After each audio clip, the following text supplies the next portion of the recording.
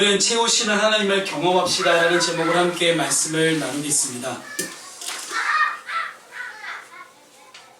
여러분, 먹고 살만 하신가요? 적어도 굶어 죽지는 않은 상태이신 것 같습니다. 제가 보니까 얼굴에 오늘 이렇게 생기도 막 도시는 것 같고, 청고마비의 계절에 말에 살찌는 게 아니라 여러분이 살찌길 바랍니다. 요즘 밥을 굶는다든지 혹은 당장 입을 옷이 없어서 걱정하는 사람이 그렇게 많지는 않은 것 같습니다.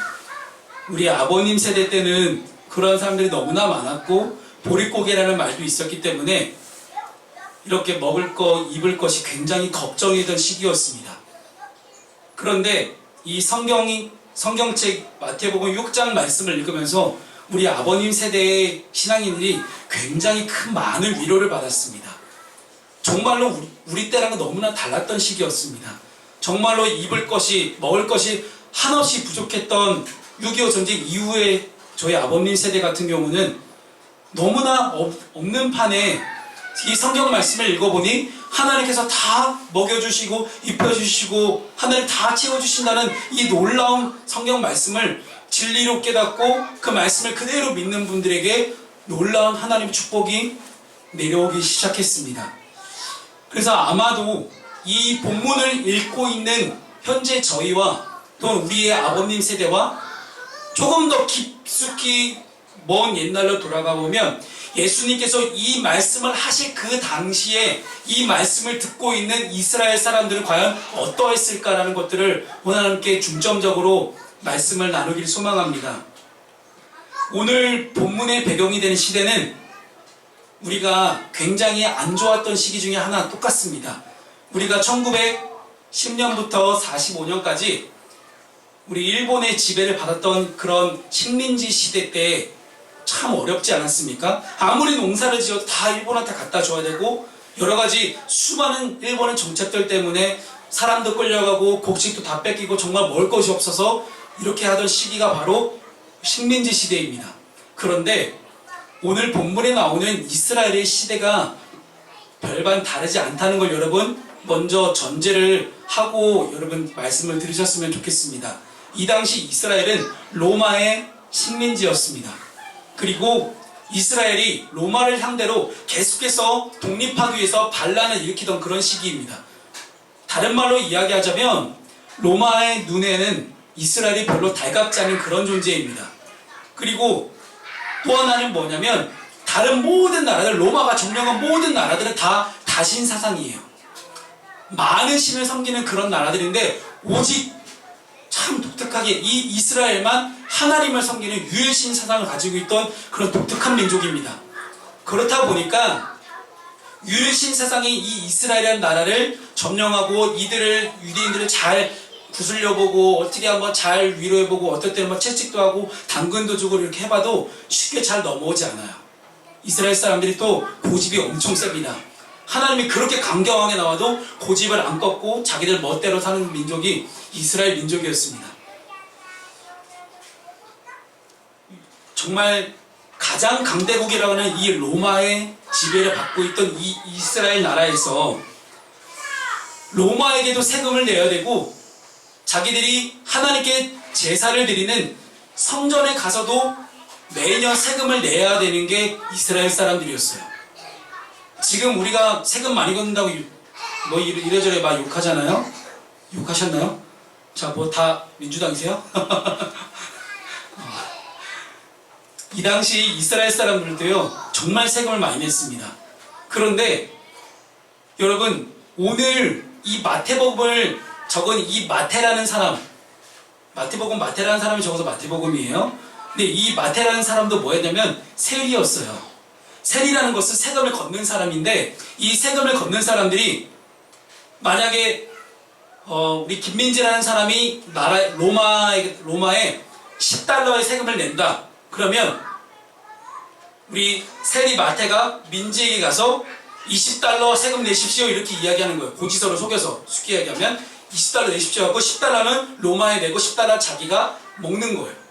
이런 식으로 중간에 몰래 빼돌리면서 먹었던 사람들이 바로 세리였습니다. 즉 이 마태가 굉장히 나쁜 사람이었어요. 그 당시 많은 세리들이 이렇게 부정을 저질렀습니다. 그리고 성전에도 해마다 세금을 내야 됐고요. 정말로 사는 것이 정말 쉽지 않은 시대가 바로 이 예수님 당시였습니다. 근데 이렇게 어려운 시대에 이 예수님의 이 말씀은 사람들에게 놀라운 충격을 안겨줍니다. 오늘의 본문을 읽으면서 우리는 적어도 두 가지 정도의 질문을 던질 수 있어야 합니다. 첫 번째는 오늘 본문이 들판에서 농사를 짓고 사는 전원사회, 농경사회를 배경으로 하고 있다는 것입니다. 이스라엘 사람들은 원래 유목민입니다. 길을 계속 다니면서 풀이 있는 곳에서 양이나 염소 혹은 소를 이렇게 풀을 먹여서 키워서 이렇게 사는 유목민들이었는데, 이 사람들이 가나안 땅, 지금의 이스라엘 땅에 정착을 하고 살면서 농경사회로 바뀌게 돼요. 농사를 짓기 시작했고요. 그래서 그 땅에서 나오는 여러 가지 농작물들을 먹고 살기 시작했습니다. 유목민에서 농경사회로 바뀌었던 그 이스라엘 사람들에게 오늘 말씀은 굉장히 중요한 의미가 있습니다. 공중에 나는 새나 혹은 들의 백합꽃을 보고 씨를 뿌리고 또 거두고 곳간에 들이는 행위들은 다 농부가 하는 일입니다. 그래서 아마 오늘 여러분들이 오늘 본문 말씀을 함께 읽을 때에 쉽게 와닿지 않을 수가 있어요. 왜냐하면 여러분 농사 짓는 분들이 아니기 때문에.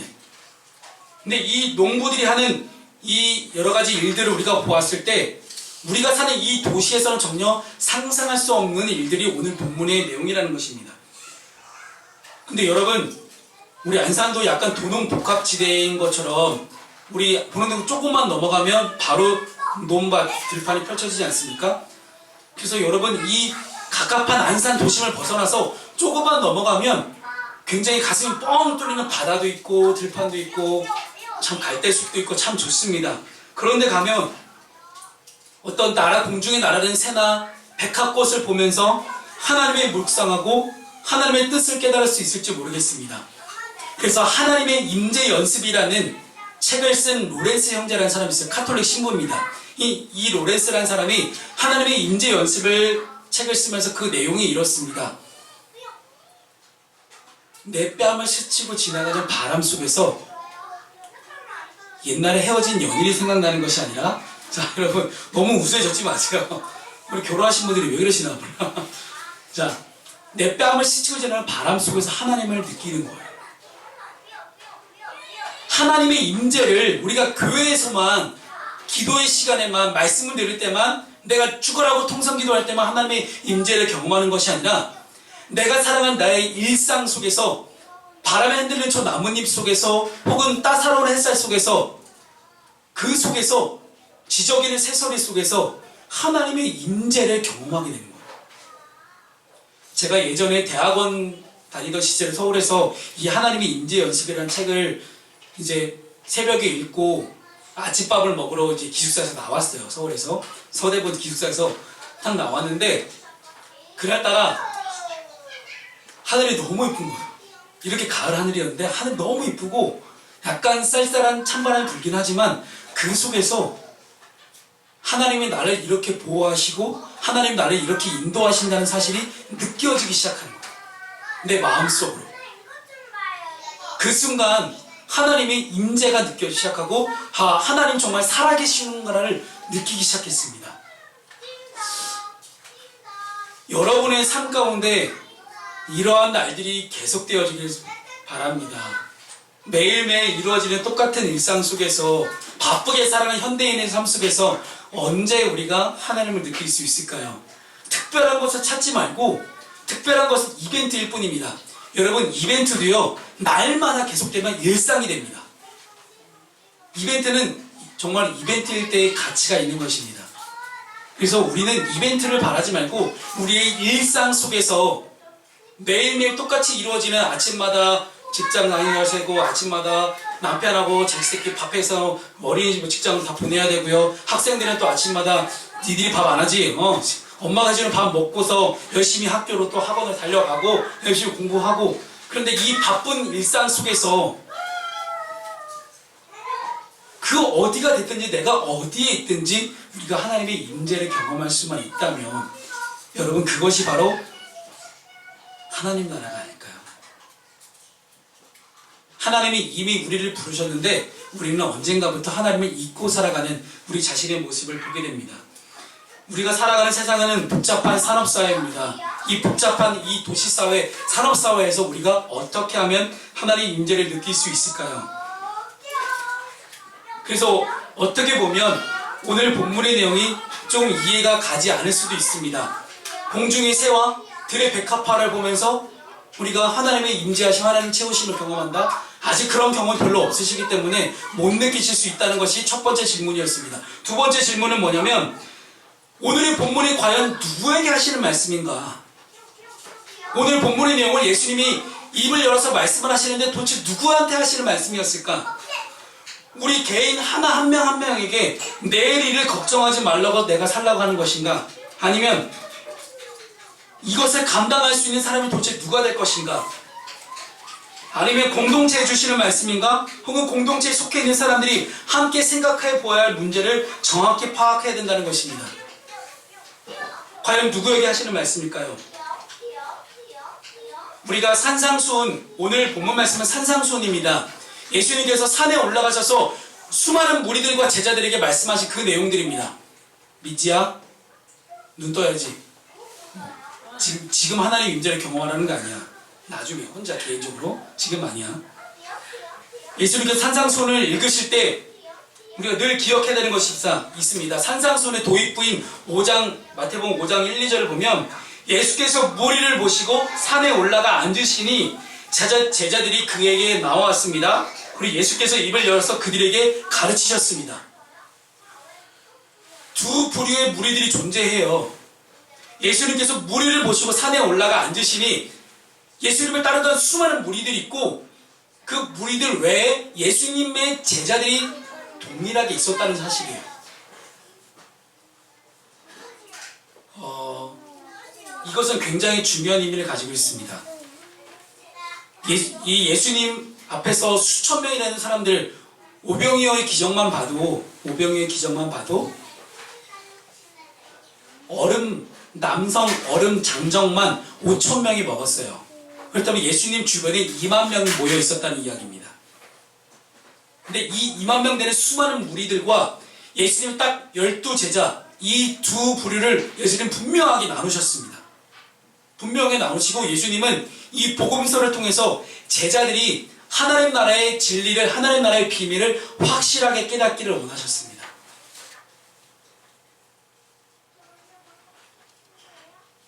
확실하게 구분되어 있는 무리들과 제자들 속에서 예수님은 산상수훈 말씀을 통해서 제자들에게 도대체 복음이 무엇인지, 하나님의 나라가 무엇인지를 깨닫기를 원하셨습니다. 그래서 마태복음을 쓴 이 마태복음의 저자는 이방 사람들과 너희라고 불리는 제자 공동체를 철저하게 구분합니다. 그냥 이름도 알 수 없는 수많은 무리들과 너희라고 딱 정확히 지칭하고 있는 제자 공동체 12명. 이방 사람들은 끊임없이 무엇을 먹을까, 무엇을 마실까, 무엇을 입을까 하고 걱정한다는 것입니다. 이것을 다르게 생각한다면 여러분 이렇게 볼 수 있습니다. 무엇을 먹을까? 아까 제가 설교 서두에 말씀드렸지만 이스라엘만 유일신 사상을 갖고 있었고 나머지 모든 주변의 나라들은 다 다신 사상입니다. 그래서 저 하늘에 떠있는 공중의 해도 신이고요, 바다의 물도 신이고요, 강의 물도 신이었고, 그리고 아기를 많이 낳게 해주는 다산의 신, 그리고 곡식 농사를 잘 짓게 해주는 그런 농사의 신도 있었고 굉장히 많은 신들이 있었습니다. 무엇을 먹을까, 무엇을 마실까, 무엇을 입을까, 이 걱정하는 이 하나하나 문제마다 다 신들이 있었다는 겁니다. 이것이 바로 이스라엘의 예수님의 제자들과 이방 사람들의 철저하게 구분되어진 차이점이었다는 거예요. 그런데 여러분 우리가 여기서 알 수 있는 중요한 사실은요, 여러분이라고 안 그럴까요? 저를 포함해서 여러분들이 무엇을 먹을까, 무엇을 입을까, 무엇을 마실까, 이것 단순히 의식주 문제를 이야기하는 것이 아니라 우리의 삶의 여러 가지 문제 하나하나가 다 우리는 하나님을 의지하지 않고 우리가 생각하는 무언가를 의지한다는 거예요. 예전에 제가 대학생 때 21살쯤 됐을 때 대학생 때 제가 훈련받아 선교단체에서 어떤 선배하고 이제 하도 시험 공부가 안 되니까 답답해서 선배랑 같이 커피 한잔 하면서 그때 돈이 없으니까 학생 신분에 그냥 맥스웰 커피 캔커피 350원짜리 지금 얼마인가요? 옛날 350원이었는데 너무 옛날 세대인가? 350원짜리 커피를 마시면서 선배랑 이야기를 하는데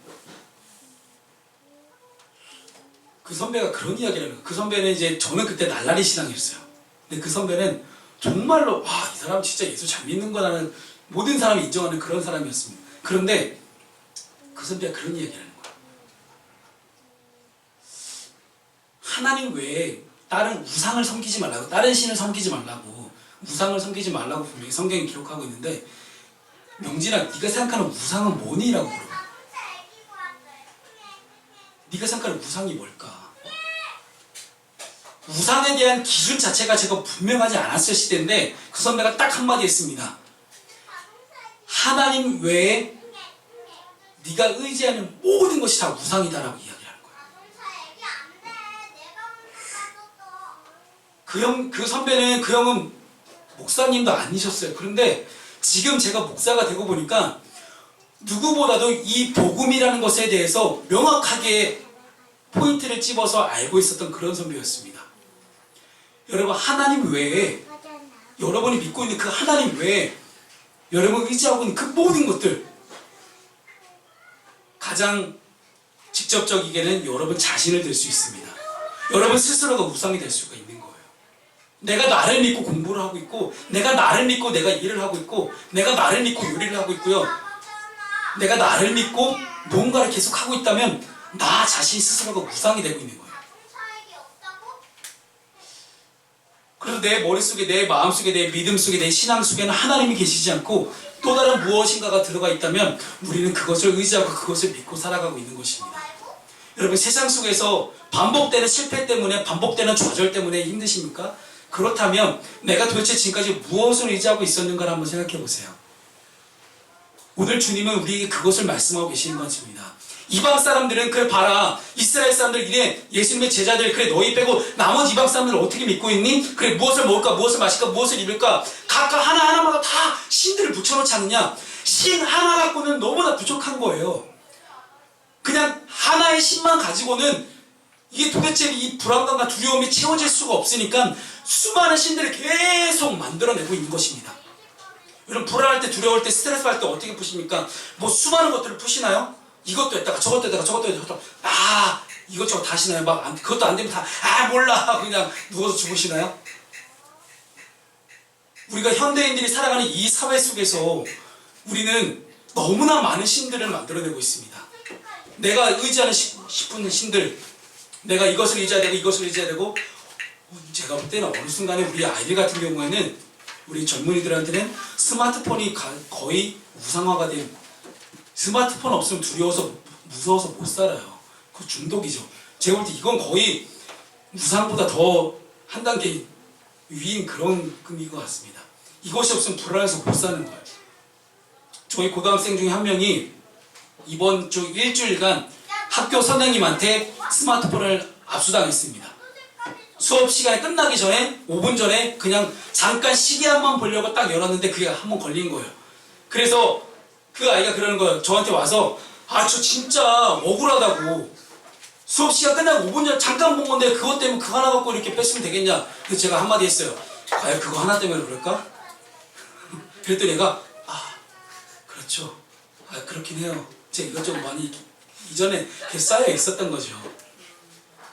그 다음부터 이제 평일날 저희 교회를 들락날락거리면서 얘가 얼굴이 완전히 이상해져 가요. 점점 하루하루 지나가니까 스마트폰이 없으니까 불안한 거, 두렵고, 애들이랑 연락도 안 되고, 거의 제가 볼 땐 거의 우상입니다. 진짜 신이에요. 이 정도 명한 스마트폰이. 여러분을 의지하고 있는 것이 무엇입니까? 이방인들처럼 수많은 다양한 신들을 만들어 놓고 그것을 의지하고 살아가고 계십니까? 아니면 하나님 한 분만 의지하십니까? 하나님 한 분으로 부족합니까? 여러분 예수 믿으시잖아요. 예수 믿는 거 그럼 부족해요? 부족하니까 여러분 다른 걸 하는 겁니다. 예수님 한 분이면 충분하잖아요. 예수님 한 분이면 충분하고 주님이 다 해결하실 수 있도록 다 맡겨드릴 수 있다, 그런 믿음 있으시면 여러분 아무것도 안 하고 기도만 하실 겁니다. 아니, 아무것도 안 하고 기도한다고 그렇게 되나요? 미국에서 조지 뮬러라는 목사님이 있습니다. 이분은 5만 번 기도응답을 받은 분으로 유명하세요. 5만 번을 어떻게 셌을까요? 말이 안 되지 않나요? 모두 웃기지 않나요? 그래서 여러분, 제가 이제 내일 저녁에 저희 8시 기도에 오시면 제가 여러분께 선물을 드릴 거예요. 기도 수첩. 제가 이 주중에 여러분들이 한 명 한 명을 놓고 계속 기도하면서 갑자기 하나님께서 그런 마음을 주셨습니다.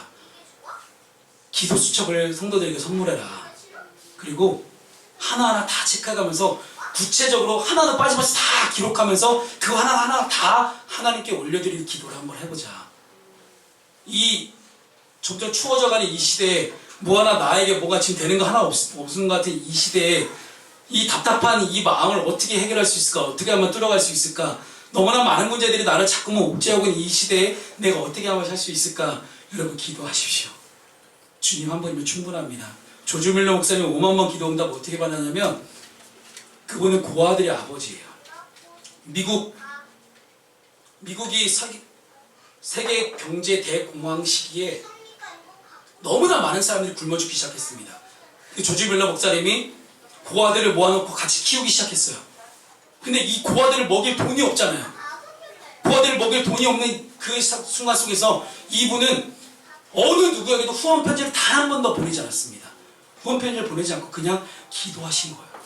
그랬더니 하나님께서 수많은 사람들을 까마귀처럼 보내주셨고, 고아들에게 먹을 거, 입힐 거를 다 공급하기 시작하셨습니다. 근데 이 조지 뮬러 목사님은 이 고아들을 데려다가 모아놓고 같이 키우고 입히고 먹이고 재우고, 이게 하나님의 뜻, 하나님의 사명이라는 걸 분명히 아셨다는 거예요. 그렇기 때문에 하나님의 뜻을 믿고, 하나님의 뜻이면, 하나님의 일이면 나는 그냥 도구로 사용되어지는 거고 하나님께서 알아서 하실 수 있겠지라고 온전하게 믿고 기도하셨다는 것입니다. 여러분, 지금 여러분들이 하고 계시는 여러 가지 일들 속에서 그것이 여러분의 일인지 아니면 하나님의 일인지 점검해 보시기 바랍니다. 내가 하고 있는 것이 정말 하나님의 뜻 가운데 있는 일인지 뭔지, 아니면 내 욕심대로, 내가 하고 싶은 대로, 내 욕망대로 지금 내가 이 일들을 하고 있는 건지 한번 점검해 보시기 바랍니다. 하나님의 뜻이라면 하나님은 알아서 해결하실 것입니다. 하지만 하나님의 뜻이 아니라면 너무나 힘들 거예요. 그리고 정말 기도 많이 하셔야 될 겁니다. 하나님의 뜻이 돌이킬 수 있도록, 하나님의 뜻이 나 가운데로 집중되어질 수 있도록. 여러분, 무엇을 먹을까, 무엇을 마실까, 무엇을 입을까 고민하십니까? 고민하지 마세요. 하나님께 기도하시면, 하나님 한 분이면 충분하다면 기도하십시오. 기도하지 않고 성공했다면 그 성공한 그것 때문에 또 망하게 될 것입니다. 찰스 스펄전이라는 영국의 유명한 대설교가, 찰스 스펄전 목사님께서 남기신 유명한 말씀입니다. 기도하지 않고 성공했다면 성공한 그것 때문에 반드시 망하게 된다는 것. 여러분 꼭 기억하시고 온전히 기도의 자리 가운데 나오시는 여러분 되었으면 좋겠습니다. 하나의 이야기만 하고 이제 오늘 설교를 마치겠습니다. 여러분 얼마나 먹어야, 얼마나 하나님이 채워주셔야 만족하실 건가요? 이스라엘 사람들이 가나안 땅에 정착하기 전에 이스라엘 사람들이 이집트를 탈출했습니다. 이집트를 탈출해서 가나안 땅을 가는 여정 속에서 하나님께 물이 없다고 불평하기 시작해요. 그랬더니 하나님이 반석을 쳐서 물이 활활 쏟아져 나오게 만듭니다. 물을 없다고 얘기하니까 물 해결해 줬어요. 그런데 물이 없다고 해서 물을 해결해 줬더니 그 다음에는 배고프다고 또 징징대고 있는 거예요. 그 다음에 또 뭐 한다고, 너 덥다고 짜증내고, 뭐 그 광야의 사막을 지나오는 그 몇십 일 동안, 40일 동안 정말로 너무나 많은 불평들이 계속 이어지는 겁니다. 하나님이 이걸 해결해주면 저거, 이거 해결해주면 저거 불평하고, 이거 해주면 저거 불평하고. 그냥 나의 삶을 끝까지 인도하신 하나님을 기대하지 못하고 하나하나 때문에 하나님 이거 없어요 저거 없어요 계속 불평과 불만만 하나님께 계속 늘어놓고 있는 거예요. 급기야 이스라엘 사람들이 뭐라고 이야기합니까? 됐다, 차라리 우리 그냥 다시 노예살이 종살이 하던 그냥 이집트 다시 돌아가자 이렇게 이야기를 해버리는 겁니다. 옛날에 그 찌질했던 시대, 그냥 나 못 살았던 시대, 나 예수는 안 믿던 그때로 그냥 다시 돌아가고 싶다고 이렇게 이야기하는 거예요. 너무나 이기적인 신앙인들의 모습을 우리는 보게 됩니다. 여러분, 하나님 한 분이면 충분하고 하나님 한 분이면 족하다면, 사랑하는 여러분, 하나님이 채워주신 것에 감사하며 그 채우신 하나님께서 모든 걸 다 아시니 그 채우신 하나님께 온전하게 감사를 드릴 수 있는 여러분 됐으면 좋겠습니다.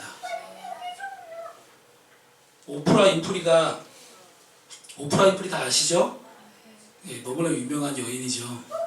이 오프라 윈프리는 10대 어린 나이에 성폭행을 당했습니다. 여자로서 굉장히 이겨낼 수 없는 수치심을 겪었던 이 오프라 윈프리가 지금처럼 성공할 수 있었던 비결을 묻자, 오프라 윈프리는 자신의 인생을 탓하면서 나는 왜 내 인생은 이럴까라고 방관하고 뭐 자사시도했고 뭐 그랬던 것이 아니라 자신의 삶 속에서 5가지의 감사를 찾기 시작했다는 거예요. 매일매일 자신의 삶 속에서 5가지의 감사를 찾기 시작했더니 자신의 삶이 이렇게 변화되기 시작했습니다 라고 이야기하더랍니다. 사랑하는 여러분, 매일매일 하루를 마치기 전에 여러분의 삶 가운데 5가지의 감사를 떠올려보고 스마트폰에 적거나 아니면 노트에 적을 수 있는 그런 습관을 들이시기 바랍니다. 아마 그렇게 된다면 여러분의 인생, 여러분의 삶이 달라질 거라 저는 믿고 확신합니다. 감사하는 사람에게는 하나님이 감당할 수 없는 놀라운 축복을 부어주십니다. 오늘 이 추수감사절에 저와 여러분의 삶 속에서 내가 감히 감당할 수 없을 만큼 공급하시고 채워주시는 놀라운 하나님의 역사를 경험하시는 저와 여러분 됐으면 좋겠습니다. 이제까지 무엇을 먹을까, 무엇을 입을까, 무엇을 마실까 염려하고 걱정하고 수많은 문제들 속에서 그 문제 하나하나마다 다 우상을 만들고 다 문제 하나하나마다 다 고민하고 걱정하셨다면 이제는 하나님만 의지하시면서 하나님 한 분이면 족하다는 생각을 가지고 하나님 한 분이면 충분하다는 생각을 가지고 살아가시는 저와 여러분 되셨으면